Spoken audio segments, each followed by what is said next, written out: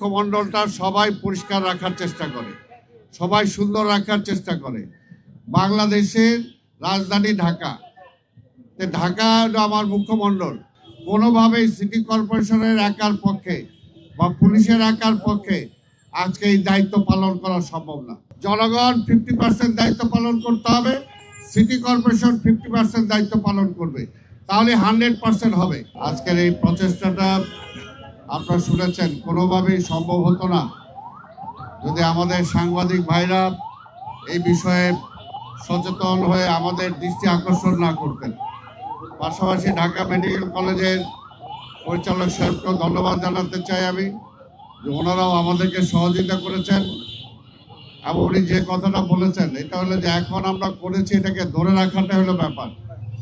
আমাদের এখানে সিটি কর্পোরেশনের প্রধান নির্বাহী কর্মকর্তা, চিফ ইঞ্জিনিয়ার সহ আরও অনেকেই উপস্থিত আছেন, আমি সবাইকে ধন্যবাদ জানাবো। পাশাপাশি একটা কথাই বলবো যে ভাই, মানুষের দেহের মুখটা হলো মুখমণ্ডলটা সবাই পরিষ্কার রাখার চেষ্টা করে, সবাই সুন্দর রাখার চেষ্টা করে। বাংলাদেশের রাজধানী ঢাকা, ঢাকা হলো আমার মুখমণ্ডল। যদি এটাকে আমি পরিষ্কার পরিচ্ছন্ন না রাখতে পারি তা আমার নিজের কাছেও তো খারাপ লাগবে। এই বিষয়টা আমি সবার সহযোগিতা চাই। কোনোভাবেই সিটি কর্পোরেশনের একার পক্ষে বা পুলিশের একার পক্ষে আজকে এই দায়িত্ব পালন করা সম্ভব না। আমি জানি যে সাংবাদিকরা আপনারাই আমাদেরকেই ধরেন, কিন্তু আমরা বলবো যে আপনারা যারা এই দায়িত্ব পালনে অনীহা প্রকাশ করছে, দায়িত্ব পালন করছে না, আজকে প্রত্যেকটা নাগরিকের দায়িত্ব আজকের এই দায়িত্বটা পালন করা। আমি সবসময় যেটা বলে আসছি, ঢাকা মহানগরীর সকল সমস্যা বা নাগরিক সুযোগ সুবিধা কখনই নিশ্চিত হবে না যতক্ষণ 50-50 দায়িত্ব আমরা পালন না করব। জনগণ 50% দায়িত্ব পালন করতে হবে, সিটি কর্পোরেশন 50% দায়িত্ব পালন করবে, তাহলে 100% হবে। আজকে আমার যে রিক্সাওয়ালা ভাই আছে, আজকে যে আমার ফুটপাতে হকার ভাই যারা আছে, যারা বিভিন্নভাবে কোনো বেকার কাজ করে বেড়াচ্ছেন না, কাজ করছেন না বা কাজের সুযোগ নাই, তারা যদি মনে করে যে কোনো জায়গাটাই আমার সম্পদ, আমি দাঁড়িয়ে পড়লাম, এইখানে একটা ব্যবসা শুরু করে দিলাম, তাহলে তো সেটা হবে না। তো সেই কারণে আপনাদের মাধ্যমে যেটা আমরা চাই, এটা একটা নিয়ন্ত্রণের মধ্যে আমরা আনতে চাই। ঢাকা সিটি কর্পোরেশনে যে কোনো ব্যবসা যদি আপনি করেন, ঢাকা সিটি কর্পোরেশন অনুমতি লাগবে। এই ব্যাপারটা আপনাদের সহযোগিতা চাই। আপনারা সবাইকে এই ব্যাপারে সচেতনতা গড়ে তুলবেন। একটা ভ্যান্ডার যে হবে, একটা ফুটপাতে যে বসে ব্যবসা করবে, তাকেও একটা আইনের মাধ্যমে আনতে হবে, একটা শৃঙ্খলার মধ্যে আসতে হবে। এই জন্য তাদেরকে আমরা লাইসেন্স দেব, ফটো আইডি ঝুলাই রাখতে হবে তাকে, তার গলায়, যে ব্যবসা করবে এখানে, সে যে ব্যবসার মালামাল রাখবে সেখানে লাইসেন্সের নাম্বার থাকতে হবে। এছাড়া কিন্তু আমরা এটা একটা সময় নিচ্ছি, 1 মাস সময় নেব, 1 সপ্তাহের মধ্যে এগুলো জরিপ করতেছে পুলিশ, কারা ঢাকা শহরে ব্যবসা করতে পারবে, কারা করবে না, আমরা তাদেরকে চিহ্নিত করতে চাই এবং এই ব্যাপারে আমরা একটা শৃঙ্খলা আনতে চাই। এই ব্যাপারে যদি সবাই সবকিছু নিয়ে আন্দোলন করি তাহলে তো হবে না।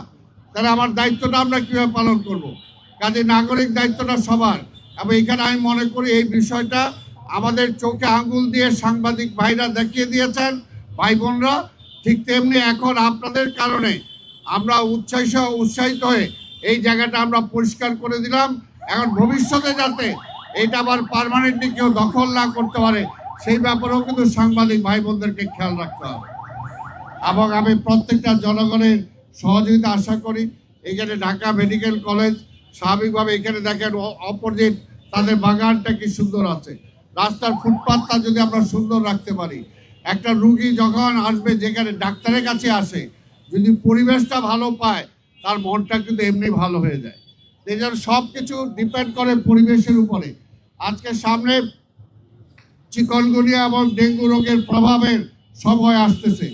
এখন থেকে আমরা সিটি কর্পোরেশন চেষ্টা করছি, পরিষ্কার পরিচ্ছন্ন অভিযান আমরা কন্টিনিউ চালিয়ে যাচ্ছি। কিন্তু জনগণ যদি আপনারা সহযোগিতা না করেন, আবার আপনারা যদি অসুস্থ হয়ে যান, মশায় যদি আপনাকে কামড় দেয়, তখন দোষ দিবেন সিটি কর্পোরেশনকে।